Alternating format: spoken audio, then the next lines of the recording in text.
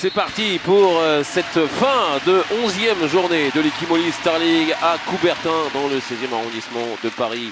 Les Parisiens en bleu, bien sûr, face à Saint-Raphaël qui va jouer en blanc aujourd'hui. Les Parisiens qui peuvent prendre la place de leader en cas de victoire aujourd'hui, puisque Nantes a perdu hier. Adi Panda, on y va par étagement avec Benjamin Bataille qui réaccélère et qui va venir marquer avec un rebond qui trompe Andreas Palika. Oui, ce rebond-là a trouvé la faille. Andreas Palika un petit peu sur les talons. Ouais, il touche le ballon. Là, Michael Robin sur l'engagement rapide. On est retourné sur ce côté droit avec Christopance qui libère pour le but inscrit par David Balak. De rythme dans le temps de préparation. On est assez tranquille et on essaie d'isoler un défenseur. La tentative d'Adrien Dipanda, mais la très bonne anticipation d'Andreas Palika.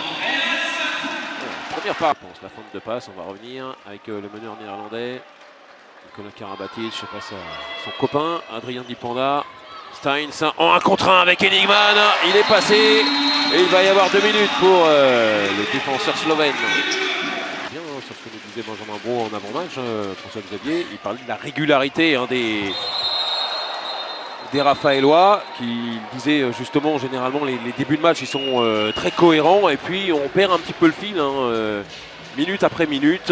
C'est aussi peut-être en fonction des différentes situations d'infériorité numérique que ça peut se passer. C'est la deuxième exclusion déjà. Celle-là est très embêtante. Toujours la même bazar, il y a un côté Raphaélois.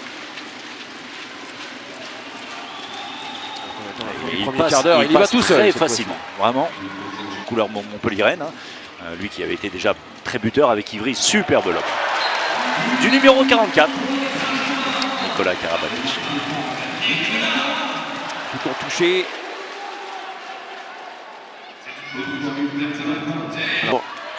Avec Christopance à côté de lui, la passe magnifique pour Camille Simchak qui avait bien sûr l'avantage de taille face à Martial Caïs.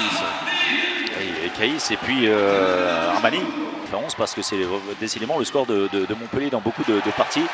L'arrêt d'Andreas Palika face à Arthur Vigneron, cette fois c'était le de balle. Benjamin Bataille avec Dipanda qui a pris l'intervalle externe et la toute petite roucoulette qui va venir tromper Andreas Palika et Saint-Raphaël qui reprend ses aises.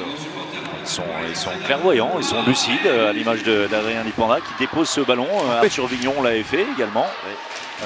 Mais c'est juste, c'est ce qu'il faut faire. Arrière gauche, avec de grandes qualités qu'il a déjà montré plusieurs reprises. Il n'est pas prêt Armani sur cette situation.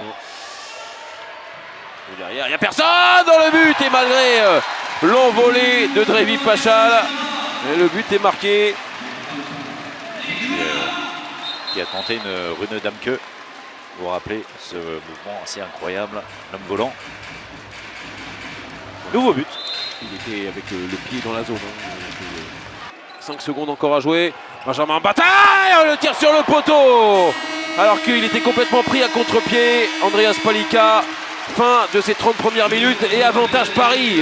C'était assez rare dans cette première période. 19-18 pour les Parisiens. On l'a dit, c'était la seule fois. À 19-18 que les Parisiens ont mené à l'instant à 15 secondes du terme de la première période avec beaucoup de buts évidemment. Il va y avoir qu'un duo. Il y aura tout ça, c'est parti pour cette seconde période avec Vincent Gérard dans les buts Raphaélois. C'est Raphaël qui donne le coup d'envoi de cette seconde période et les Raphaélois menés et ça a été très très rare. Green, la relance parisienne avec Karabatic pour Dainis Christopance qui est arrivé très très vite de son poste d'arrière et comme un pivot qui vient terminer encore une fois. C'est bien ce jeu sans ballon proposé, on l'avait vu avec Nicolas Karabatic, on l'avait vu avec Denis Christopance déjà en première période. Pérez, le temps fort sur le côté droit, le tir sur le poteau d'Adrien Dipanda. Pas en réussite, là les Raphaélois et derrière sur la fin de montée de balle, Nicolas Karabatic, la forme de passe et le ballon au-dessus des mains de Vincent Gérard, +3 pour Paris. Insiste toujours là-dessus les Parisiens de cette seconde période. Luc Steins qui navigue aux abords des 9 mètres avec Nicolas Karabatic, le ballon un peu jeté vers Camille Simchak qui a pu le reprendre et sans élan aucun qui va mettre le tir au premier poteau. Ah oui, il peut le faire le malin face caméra. parce que ce n'est pas franchement un tir de pivot. Nouveau ballon perdu, ils sont en train de vraiment lâcher le fil.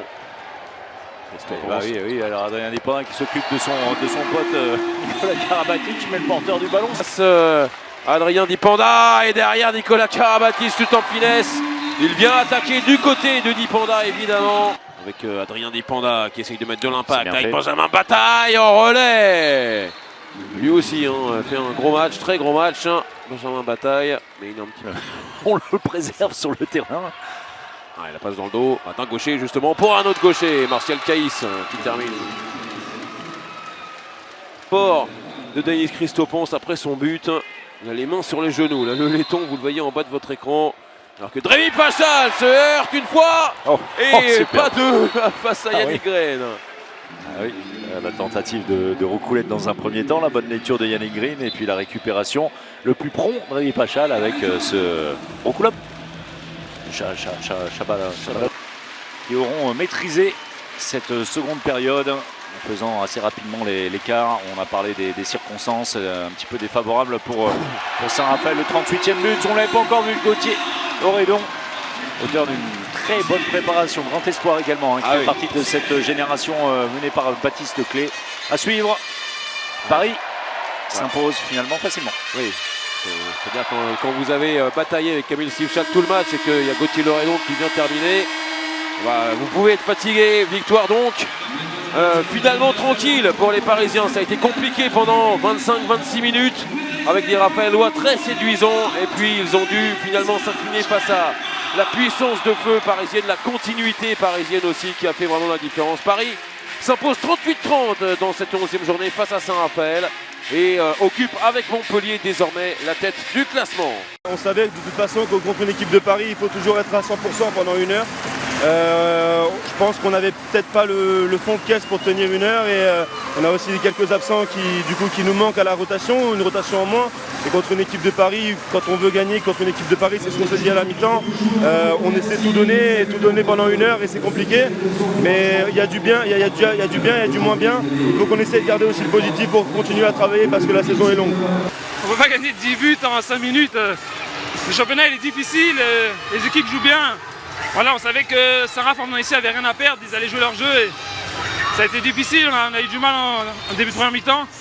Et petit à petit on est monté en puissance et on a su faire un peu plus d'efforts en défense en deuxième mi-temps, ce qui nous a permis après de monter la balle, de jouer et de faire l'écart petit à petit. Voilà, c'était ce qu'il fallait gagner et c'est chose faite.